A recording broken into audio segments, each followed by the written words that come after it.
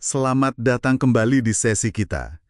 Pernah nggak sih Anda habis teleponan terus ngerasa, kayak ada yang aneh gitu, ada yang nggak ketangkep pesannya? Hmm, Nah, sumber yang Anda bawa ini, kutipan dari Leilondes, ini menarik banget karena bahas soal itu. Seni membaca yang tersirat pas kita cuma modal suara. iya. Kita coba gali deh. Gimana caranya memahami nuansa tanpa lihat ekspresi atau gerak tubuh lawan bicara? Bener banget. Materi ini langsung nunjukin ya, betapa komunikasi kita itu sangat bergantung sama visual. Iya, Hmm, di telepon ya ampun separuh lebih petunjuk itu hilang. hmm. Jadi mau nggak mau kita harus, mempertajam pendengaran, intuisi, fokus ke apa yang nggak diucapin tapi kedengeran. Coba kita dalami bareng ya. Oke. Nah, salah satu poin penting dari sumber ini kan soal ilusi telepon itu ya. Ada cerita Rani, agen tiket itu, Iya cerita Rani. di telepon dia kedengeran kaku, nggak ramah gitu kan. Tapi pas ketemu langsung, wah, beda. Orangnya hangat, senyum terus. Betul. Ini nunjukin banget ya, persepsi kita bisa melenceng jauh kalau nggak ada visual. Itu contoh sempurna sih buat gambarin kepribadian telepon. Bisa beda banget sama aslinya. Kita nggak lihat senyumnya yang mungkin bikin nadanya lebih lembut atau anggukannya yang kita dapat ya cuma suara aja, potongan informasi. Bener juga ya. Makanya, sadar soal keterbatasan ini penting banget. Biar kita nggak gampang ngejudge orang cuma dari teleponan. Gampang banget salah baca situasi tanpa data visual lengkap, gitu. Oke. Nah, karena kita kehilangan visual itu, materi ini kan nyaranin kita harus secara sadar menerjemahkan emosi dan bahasa tubuh ke suara kita. Betul. Bahkan katanya perlu sedikit, dilebihkan gitu energi vokalnya. Soalnya ada studi bilang, energi suara bisa kerasa kurang sampai 30% lewat telepon. Nah, ini krusial nih. Maksudnya gini, kalau Anda mau kedengeran antusias, atau tulus, atau serius deh. Kalau di telepon, intensitasnya itu perlu dinaikin sedikit. Lewat nada, intonasi, kecepatan ngomong, pas di telepon. Oh gitu ya? Iya, kalau nggak resikonya ya itu tadi, kedengeran datar, atau bosen, kayak nggak niat, kayak si Rani tadi di awal kan?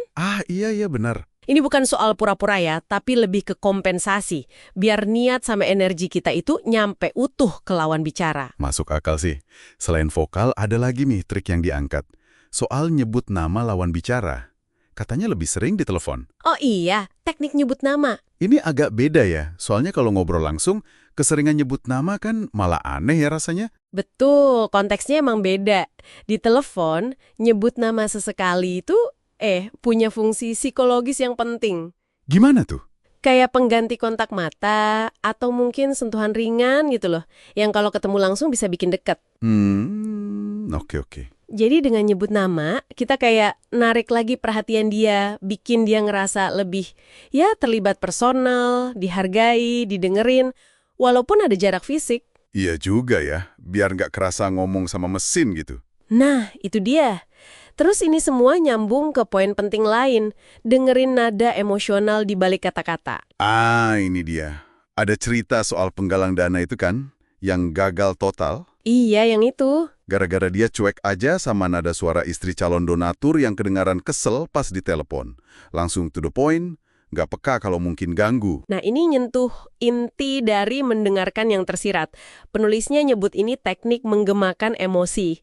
Echo the emo. Echo the emo, oke. Intinya, sebelum masuk ke tujuan utama Anda, penting banget buat mengakui dulu, nunjukin empati sama suasana hati yang Anda tangkep dari nada suara dia. Contohnya gimana tuh? Misalnya Anda dengar nadanya kayak capek atau buru-buru gitu ya. Mungkin bisa bilang, wah kayaknya lagi sibuk banget ya hari ini. Atau semacam itu. Baru lanjut. Oh, jadi kayak basa-basi tapi yang peka gitu ya? Bisa dibilang gitu. Tapi ini ngebangun jembatan emosional dulu. Nunjukin kalau Anda tuh dengar lebih dari sekedar kata-katanya. Seringkali kan ada suara itu lebih jujur daripada kata-kata. Bener banget. Jadi, jelas ya dari obrolan kita ini, telepon itu medan komunikasinya beda banget aturannya. Iya. Kita perlu aktif kompensasi nggak adanya visual, pakai energi vokal, terus bangun kedekatan pakai nama, dan yang paling penting, latih telinga buat nangkep emosi sama nada di balik obrolan. Dan nguasain ini tuh bukan cuma soal jadi pendengar yang lebih peka ke orang lain aja ya. Maksudnya? Ini juga penting banget buat mastiin kalau pesan kita, maksud kita, bahkan kepribadian kita sendiri itu nyampe dengan benar. Nggak jadi aneh atau disalahpahami cuma gara-gara keterbatasan telepon itu sendiri. Wah, bener juga ya. Oke, nah sebagai penutup nih, mungkin ada satu hal yang menarik buat Anda renungkan juga. Apa tuh? Setelah dengar ini semua, kira-kira gimana Anda bisa secara sadar ngubah cara nelpon atau nerima telepon mulai hari ini mungkin? Bukan cuma biar lebih jago denger yang tersirat dari orang lain, tapi juga biar Anda sendiri nggak tanpa sengaja ngirim pesan tersirat yang keliru. Coba dipikirin deh.